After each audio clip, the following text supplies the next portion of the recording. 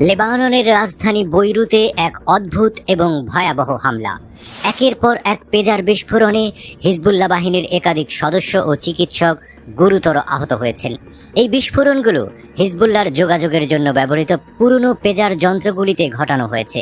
বর্তমানে মোবাইল ফোনের যুগে এগুলো পুরনো হলেও হিজবুল্লাহ এখনও এই যন্ত্রগুলো ব্যবহার করে।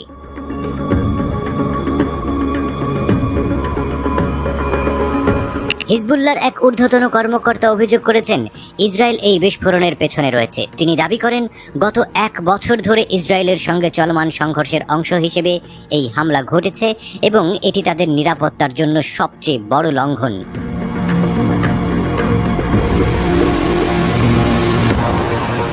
সংবাদ সংস্থা রয়টার্সের সাংবাদিক জানিয়েছেন এই হামলার পর বৈরুতে দক্ষিণ শহরতলিতে ব্যাপক আতঙ্কের সৃষ্টি হয়েছে। বহু অ্যাম্বুলেন্স দ্রুত গতিতে হাসপাতালে ছুটেছে আহতদের নিয়ে। স্থানীয় বাসিন্দারা জানিয়েছেন প্রথম বিস্ফোরণের 30 মিনিট পরও একের পর এক পেজারে বিস্ফোরণ ঘটেছে। বিশেষ করে লেবাননের দক্ষিণ দিকের এলাকায় হামলার সংখ্যা বেশি ছিল।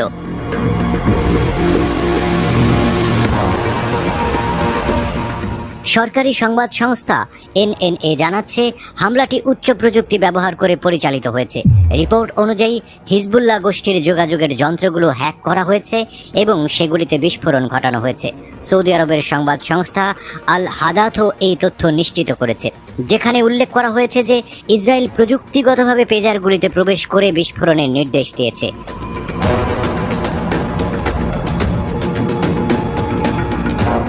ইসরায়েলের সংবাদপত্র জেরুজালেম পোস্ট জানিয়েছে বিস্ফোরণের আগে পেজারগুলিকে রিং করা হয়েছিল। সংশ্লিষ্ট ব্যক্তি পেজার বের করার সাথে সাথেই বিস্ফোরণ ঘটে। রয়টার্সের প্রতিবেদনে বলা হয়েছে এই হামলায় 8 জন নিহত হয়েছে এবং আহত হয়েছে 2500-এর বেশি। হিজবুল্লাহ বলছে সব তথ্য প্রমাণ যাচাইয়ের পর আমরা বুঝতে পেরেছি যে এই নৃশংস বিস্ফোরণের জন্য ইসরায়েল দায়ী।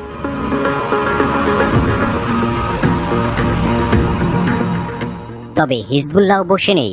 আইডিএফ এর প্রযুক্তিগত ব্যবস্থাকে লক্ষ্য করে একটি রোমহর্ষক অভিযান চালিয়েছে হিজবুল্লাহ এবং সেই অভিযানের ফুটেজ প্রকাশ করেছে।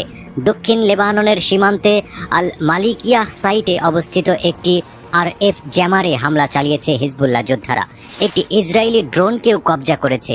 ড্রোনে থাকা গোয়েন্দা ফুটেজও ফাঁস করে দিয়েছে হিজবুল্লাহ যোদ্ধারা। টাইমস অব ইন্ডিয়ার প্রতিবেদনে বলা হয়েছে এটা লেবাননের প্রতিরোধ গোষ্ঠীর গোয়েন্দা তথ্য সংগ্রহের ক্ষমতাকে হাইলাইট করেছে।